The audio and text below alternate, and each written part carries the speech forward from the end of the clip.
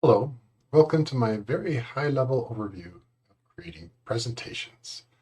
I've seen presentations, training videos by other people on YouTube, and I am impressed. A lot of respect for that.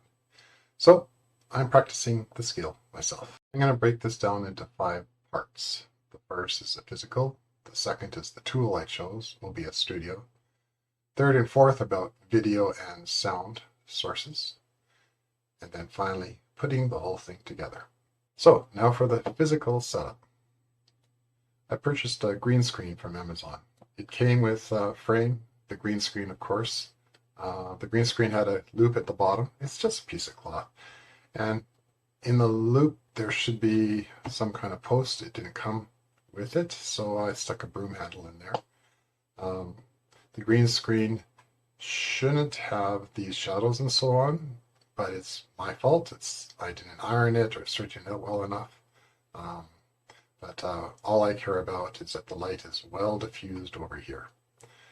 So here's my light source. It's 150 watt light shining against the wall for diffusion.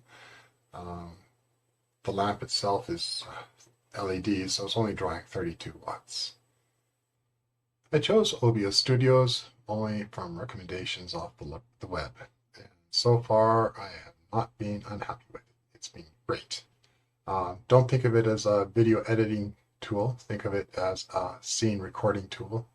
Use a separate tool like Kdenlive to put the scenes together. So scenes are like movie scenes. This bottom panel has everything I use to control with. You can see the introduction agenda and green screen, which we've already gone through. I'll just flip through them here. We are now on OBS Studio Basics. If you watch the sources, as I flip through here, the sources are specific to the scenes. You can copy a source from one scene to another, but be careful because either properties and or filters will also copy. They'll be joined together, so you might want to duplicate rather than copy and duplicate. So sources, I'll just turn off all the sources first, except for the audio. So I've got my screen being captured. I'm going to use this as a group. Video feedback, I'm going to turn off my camera and my subject. And finally, there's the pointer there. So you've got a blank screen. There's my pointer, which I can drag around during my conversation. There's my subject, things I want to talk about. There's my camera. Hello again. I'll show you the reason for that in a second. And here's my screen being captured, and it's running OBS Studio. So OBS Studio shows a preview. So what are you going to see in the preview? OBS Studio. So you get this video feedback here. And to avoid confusion, I added this input source, which is just an image and another input source of text to hide that video feedback. And that's it for sources. I think the rest is self-explanatory. Streaming and virtual camera, not part of this video, so you can look into that. They're pretty cool. Okay, the webcam setup is pretty simple. You have to do filters and make sure your properties are correct. For the filters, you want to set up your green screen. So, you are not seeing that because I still have video feedback turned on. There we go. Okay, there's my green screen on the right. It's showing up black because that's a transparent setting. It's over here, you'll see when I turn it on, the backdrop, because it's transparent. When you want to configure it, click on it. I don't know why the whole thing doesn't click, but anyways. Similarity, this is something I have to play with because I didn't straighten out and iron my green screen, so there's a lot of variance here. So as the day goes on and sunlight leaks in through the curtains, I have to play with this, and I want to make sure that it's not too, let's turn that on so I can see what I'm doing. So I have to find the sweet spot where my chair is not shimmering over there, and when there's not too much shimmering over there. That's the chroma key.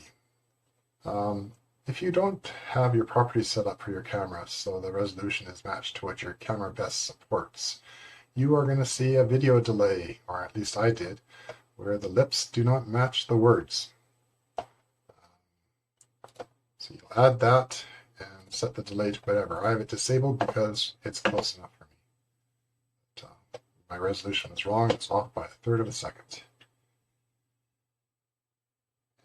The sound source is very simple.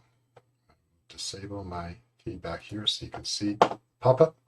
So select your sound source, select your filter, and add probably these two, noise gate and noise suppression. Noise gate didn't do anything for me, but noise suppression did it all, so that's the only one I have enabled. It's great for removing, of course, background noises. That's all you need to know, except make sure you are not jumping into the red here as well. You don't want your voice clipped. Now that you've seen the tools, here's the part that actually takes the longest: preparation. Organizing your thoughts into topics and reducing and focusing your content. I think this video was much longer when I started, and I was trying to do everything all at once. I use OBS Studio for recording, and I think the more you break it down into scenes, the better off you are, because if a scene just doesn't feel right and you want to re-record it, it'll be easier rather than breaking out one huge video. And Kdenlive, I don't know how they pronounce it. It's a great open source video editor, and that's where I put my scenes together. So if you want to try this out, good luck. Thank you for listening. Bye.